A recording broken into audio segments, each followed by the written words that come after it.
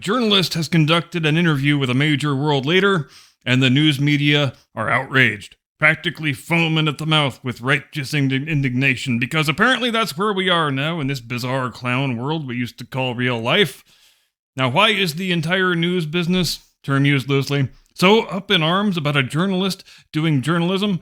Well, because the journalist is Tucker Carlson, and the major world leader is Vladimir Putin. And in the irony of ironies, the most frenzied howls of protest are coming from our friends at CNN, Tucker Carlson's former employer, if you need yet another layer of irony. Yesterday, some maniac on CNN actually said that for committing the heinous crime of interviewing the president of a major world power, Tucker Carlson should be declared a traitor to the Republic and or refused entry back into the United States. And why is that ironic? Well, let's see how many of these I can remember just off the top of my head from my own living memory. I recall CNN doing an interview with Saddam Hussein during the first Gulf War when there were American hostages, including women and children, actively being held and used as human shields. And then I remember they interviewed Saddam Hussein again during the run-up to the second Gulf War II, Baghdad Boogaloo. Oh, and they interviewed Osama bin Laden in his cave in Afghanistan during the period between the 98 embassy bombings and the 9/11 attacks. And they went to Havana and interviewed Fidel Castro on a few different occasions, during all of which he was holding thousands of political prisoners, including many journalists. They interviewed Robert Mugabe when he was actively engaged in the ethnic cleansing of white Zimbabwean farmers. And I could go on at some length, but I think you get the point. There basically is no autocratic dictator anywhere in the world in the last 40 years that CNN hasn't interviewed. So what changed between then and now? Oh, you know what changed. All that other stuff, that was before the great Trump-Russia collusion hoax of 2016, which, even though it's been long since thoroughly and utterly discredited and debunked in every way that a hoax can be, the fake news performance artists at CNN and elsewhere, they still cling to it like a frightened 4-year-old clutching a baby blue security blanket. Is there any reason the American people shouldn't want to hear what Vladimir Putin has to say? Especially in light of the fact that he's fighting a war in which you and me and everybody you know is bankrolling the other side to the tune of, what is it now? It's so hard to keep track. 130, 140 billion, somewhere in that neighborhood? I think it's been 2 full years since our Congress passed any sort of a bill that didn't include an 11-figure gift for our friend Muscle Shirt Jesus and the Ukes. So it would seem, in a normal, sane world where reporters care about reporting, that the American people have a deep and abiding interest in understanding why this war is being fought that we are all paying for. But alas, we're not in a normal, sane world, are we? So the people we used to call journalists are basically lighting their hair on fire and gnashing their teeth and rending their garments over Tucker Carlson giving a platform to the president of Russia. Because that's just too dangerous. We can't run the risk of any non-establishment approved narratives escaping into the wild. Can you imagine what might happen if the American people realized this fight for democracy is really the most lucrative money laundering scam in all of world history? We can't let Vladimir Putin say things. That's madness. The people already know as much as they need to know, which is that Vladimir Putin is a bad, evil, bad man who attacks other countries just because he's a big old meanie who hates freedom and democracy. If we give a guy like that a platform, he might try to explain that we ourselves precipitated this conflict by trying effectively to turn Ukraine into the 51st state, into an outpost of American woke leftism, in addition to being an outpost of NATO and the European Union. He might point out that President and semi-animated cadaver Joe Biden spent the first 6 weeks of 2022 practically begging him to send his armored divisions rolling across the Ukrainian border. He might point out the abject idiocy of the U.S. establishment-approved narrative that says he, Putin, blew up his own gas pipeline because he wanted to make Russia weaker and less wealthy, I guess? And on that note, he might also point out that Joe Biden said right out loud in public with reporters present that if Russia invaded Ukraine, then we, the United States, we would destroy the Nord Stream 2 pipeline. And worst of all, he might point out that Joe Biden and the Biden family spent the years between 2016 and 2020 regularly traveling to Ukraine and collecting fat bags of bribe money from various corrupt oligarchs and government officials. And once again, we have Joe Biden on the record in public with reporters present, casually bragging about the fact that he leveraged congressionally approved U.S. foreign aid against the firing of the state prosecutor who was investigating his family's various sleazy dealings in that country. Son of a bitch, that prosecutor got fired! I will never have any explanation for what possessed him to blurt that out, except that he might actually be the stupidest man in the history of the universe. So there is no great mystery why nobody in the Biden administration or the military-industrial complex wants this interview to ever see the light of day. And since the news media now function as little more than ridiculous water-carrying handmaidens for the administrative state and the defense contractors, they're going to do as they're told, say what they are instructed to say, and be outraged about whatever they are told to be outraged about, up to and including the dastardly crime of a journalist doing journalism. Just you wait until they try to publish the interview. You are going to see the most hardcore industrialized censorship operation since Hunter's laptop and the China virus had a bastard love child named Delusion. Hit the music, Jim Eagle.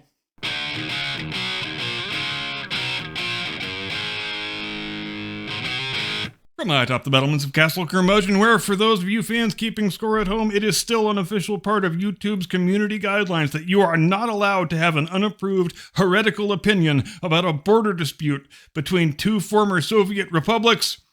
Good evening, Mr. and Mrs. America and all ships at sea. Welcome to the program. I am your eponymous host and humble servant. And if you were with us for the blast radius on Sunday, you'll recall that my lovely and talented co-host extracted a promise from me that I would actually sit down and watch the Barbie movie from start to finish, which I have now done. Twice, as a matter of fact. And the purpose of the exercise was to see which side of the great Barbie divide I wound up on, which is to say, is this movie woke third-wave feminist trash, or is it a secretly brilliant, subversive, deep satire of woke third-wave feminist trash? And much to my own surprise, not only do I find myself in the latter camp, but I think I'm willing to go even farther than that. I think, and I will explain in detail why I think this, that not only is this picture a send-up of radical feminism, but at its core, it's an affirmation of traditional gender roles and traditional monotheistic religious faith. I sent Mr. Sasquatch an email immediately after I had finished watching it the first time, from which I will now read out a couple of excerpts. Quote, I am so mind-fucked right now, I think I will have to watch this thing twice. I was not expecting to be thinking this deeply about a 2-hour toy commercial. End quote. Now, before I proceed with explaining my overarching thesis, I want to first get into another thing that I think this movie did rather brilliantly, which is that it totally hoodwinked the wokesters. The wokesters love this picture. They think it was made all for them and is designed to totally vindicate their worldview. And how long did it take to accomplish that for the filmmakers? About 12 or 13 minutes. The first half of the first act, in other words. That's all it took to throw them off the scent and just make them turn their brains off. Just do a Google search for Barbie reviews and skim the first page of results. You will see the wokesters just rhapsodizing ecstatically about how unequivocally wonderful this film is. It's so queer, it's so feminist, it's so fabulously woke-tastic. And why do they think that? They think that because of 12 to 13 minutes of some shameless pandering. That's why. We open by meeting Barbie and all of her friends in Barbie Land, and those first dozen minutes or so, they are all about diversity and representation. There's fat Barbies, black Barbies, Asian Barbies, differently abled Barbies. There is even a transgender Barbie who bears a rather striking resemblance to Dylan Mulvaney. And I never even would have known he was a dude, except that he's got a lantern jaw and a voice that's deeper than mine. Hi, Barbie. It's me, just another one of your totally female woman girlfriends. Nothing unusual here. And that's really all it took to make the wokesters love this picture unconditionally, including the professional film critics, because woke film critics never judge the actual merits of a motion picture. They care only about ma diversity and ma representation, and all those boxes get duly clicked almost before the credits have finished rolling. And all the subtext in the rest of the movie, of which there is much, goes sailing right over their woke little heads because, let's face it, nuanced thinking is not a skill these people will ever be accused of possessing in any great abundance. But now I need to skip all the way to the end of the picture to state my main thesis, and then I will backfill the rationale from there. Rhea Perlman is in this movie, and since 72% of my audience is over age 55, I trust most or all of you will remember that she used to play the immortal Carla Tortelli Lebec on a little show called Cheers, and she plays, ostensibly, the lady who invented the first Barbie doll. But who is she really playing? Well, she's really playing God. And look, I wouldn't say I've watched or read all that many reviews of this picture, but probably 10 or 12 in any event, and I'm really rather amazed that I haven't seen anybody else point this out, since they lean pretty damn hard into the metaphor, especially during the climactic scene right at the end, and even when we first meet her in the middle of the second act, the Rhea Perlman character, the setting and the shot composition, it's nearly an exact replica of the scene in The Matrix where Neo first meets the Oracle, who was also a not very thinly veiled God metaphor. But in the scene right at the end, the Rhea Perlman character takes Margot Robbie's Barbie, who even addresses her as the creator, for God's sake, into a plain white room, which is obviously meant to represent heaven or the afterlife, and she tells Barbie that she has a choice. She can either go on living her perfect, idyllic Barbie life in Barbie Land where she has no flaws or frailties or foibles, where she only has to worry about pursuing fun and pleasure, and where she will never die. Or she can choose to live in the real world as an actual woman, with all of the struggles and travails and the mortality that accompany a corporeal human existence. And then, for those of you slower kids in the back who still haven't grasped the God metaphor, they actually do a close-up shot of their two hands that is obviously meant to recall the Sistine Chapel fresco of the creation of Adam. And Rhea Perlman, or God, if you will, goes on to explain that even in spite of the fact that it invariably ends, the thing that makes human life important and worthwhile is giving life to the next generation and imparting to our progeny all the skills and knowledge and experience that we have managed to collect down through the ages. And then the movie ends with Barbie going to the gynecologist's office. And look, if the first 12 or 13 minutes of this picture is an exercise in obligatory woke pandering, which it very much is, then the last 12 to 13 minutes are just as much a systematic repudiation of the entire woke worldview. Because Barbie is now the brand new owner of a female reproductive tract. And if this movie actually was intended as a sop to third wave feminism, how do you think Barbie would use her new vagina? For hedonistic sexual pleasure. That's how, but that's not what she does. She goes and visits the doctor because she believes what God just told her, that the most magical and edifying and worthwhile thing a woman can do is to be a mother. And hell, maybe it sounds really strange that I'm reading this sort of wholesome traditional messaging into a Barbie movie that is unironically loved by all the wokesters, and that's sort of why I wanted to watch it a second time, just to be sure. But I didn't change my mind about anything on the second viewing. I don't really know anything about Greta Gerwig or her politics, but then I don't think it matters all that much.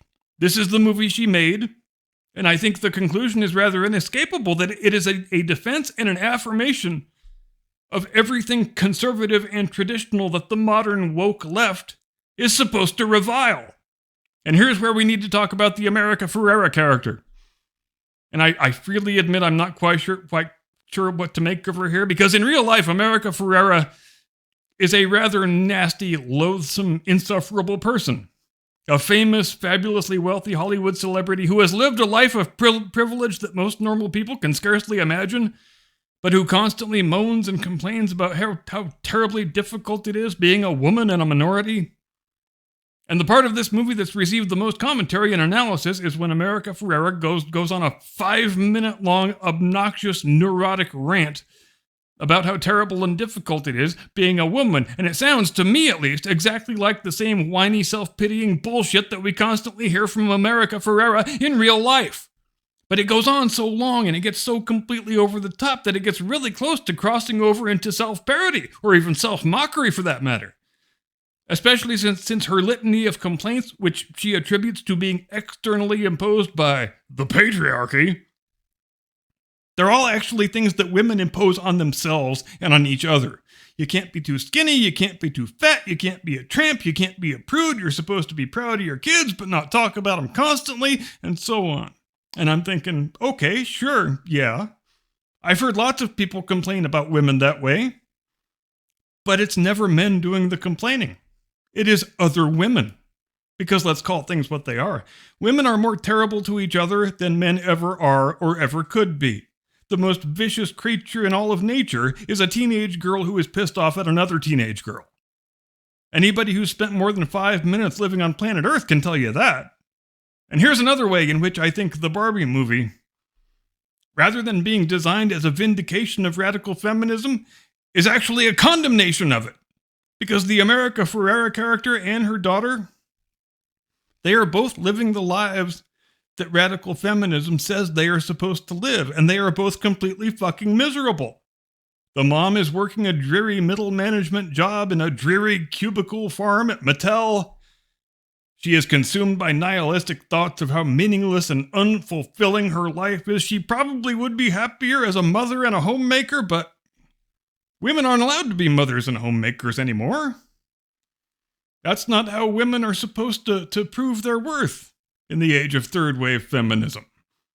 They're supposed to prove their worth by going to the university, getting some dumb bachelor's degree, working at a desk in a cubicle down at the local widget factory, drinking a box of wine each night, and having transitory, meaningless sexual encounters with random men on the weekends.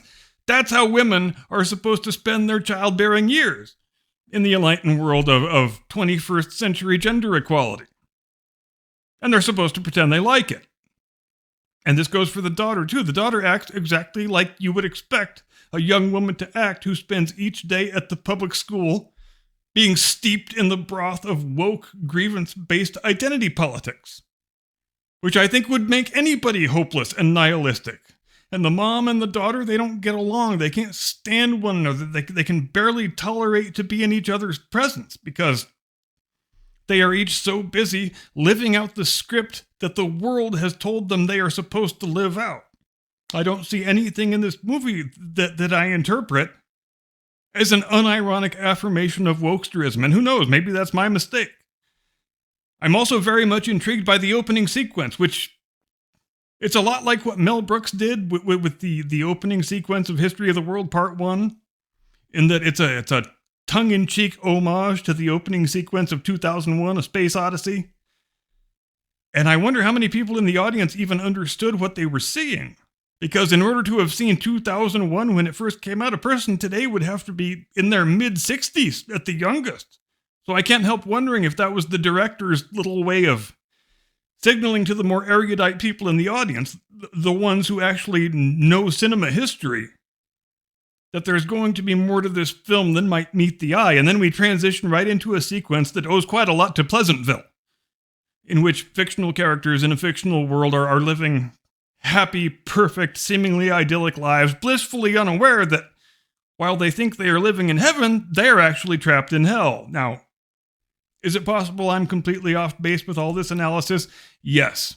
It wouldn't be the first time. So if you think I'm full of shit, do feel free to light me up in the comments when you are not busy smashing that like button and hitting that I can't do it. I just can't I can't be that guy. It feels so unnatural. Anyway, thanks ever so much for watching. Have a great day and a pleasant tomorrow. See you next time. Do not comply. Get off my lawn.